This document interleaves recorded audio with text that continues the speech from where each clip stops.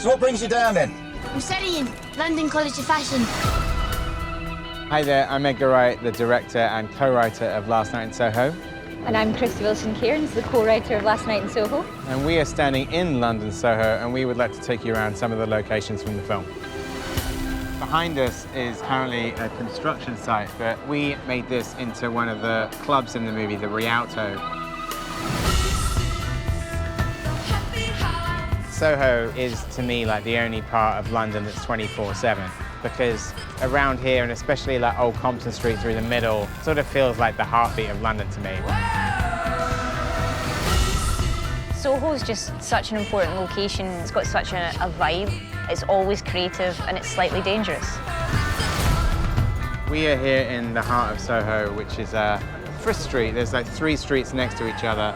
I remember it DFG, Dean, Frith, Greek. We made it into 60s Soho. It's a shot that I can't quite believe that we pulled off. We had Matt Smith and Anya Taylor-Joy driving up Frith Street and turning this corner down Bateman Street, and our amazing production designer Marcus Rowlands like dressed all of this street as the 60s, and I'm very proud of the shot. So we're standing outside the real Café de Paris, which was established in 1924. We shot just around the corner and recreated the 60s entrance and the marquee of what was the cinema there.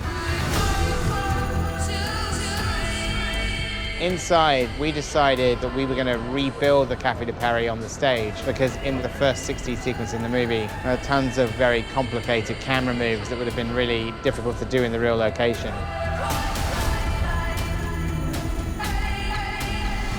The toucan here is important to the movie because we use it as a location throughout. Back in the 60s, it was a bar called the Knuckles Bar. Jimi Hendrix played the Animals, musical visionaries of the 60s, 70s, 80s.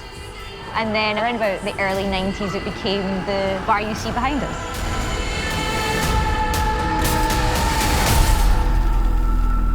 Should we go in for a drink? I've just been like sort of stuck in pubs for most of my career.